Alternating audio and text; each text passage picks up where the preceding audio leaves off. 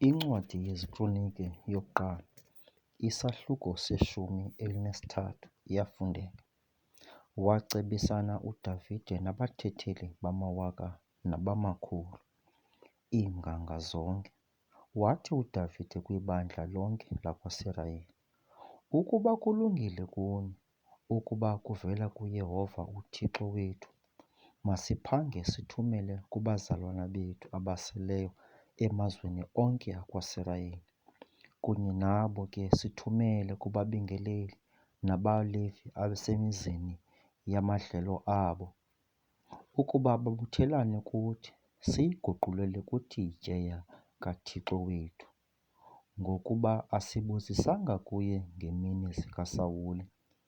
Lathi lonke ibandla makwenziwe njalo, ngokuba lalilungile elo lizwi emehlweni abantu bonke.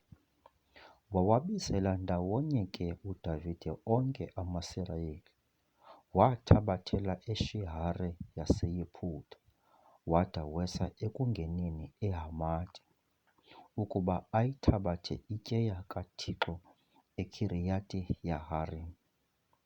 Wenyuka uDavide namaSirayeli onke waya eBhala, eyiKhiriyathi-Yeharimi eyakwaYuda, ukuba ayinyuse apho iTyeya kaThixo onguYehova, onguHleli ezikerubhini, igama lokunqulwa kwakhe. Bayikhwelisa iTyeya kaThixo enqwelweni entsha, ukuphuma endlwini ka-Abhinadabi. U-Uza no-Ahiyo bayiqhuba inqwelo.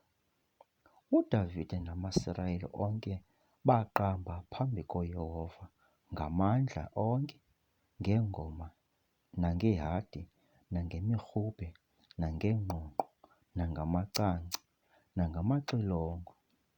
Baya kufika esandeni sikaKidoni. U-Usa wesa isandla sakhe, wayibamba iTyeya, ngokuba iinkomo beziyigungqisa. Wavutha umsindo kaYehova ku-Uza, wambetha ngenxa enokuba wasa isandla sakhe etyeyeni. Wafela khona phambi koThixo. Kwavutha umsindo kuDavide, ngokuba uYehova emtyhobozele ngomtyhobozo u-Uza. Wathi loo ndawo yiPeretse Uza unanamhla. UDavide wamoyika uThixo ngaloo mini, wathi, "Ndothini na ukuyizisa kum iTyeya kaThixo?" UDavide akayisa kuye iTyeya emzini kaDavide. Wayisonga, wayiphambukisela endlwini ka-Obhedi-Edomu waseGathi. Yahlala iTyeya kaThixo emzini ka-Obhedi-Edomu endlwini yakhe iinyanga zantathu. UYehova wayisikelela ke indlu ka-Obhedi-Edomu nento yonke anayo.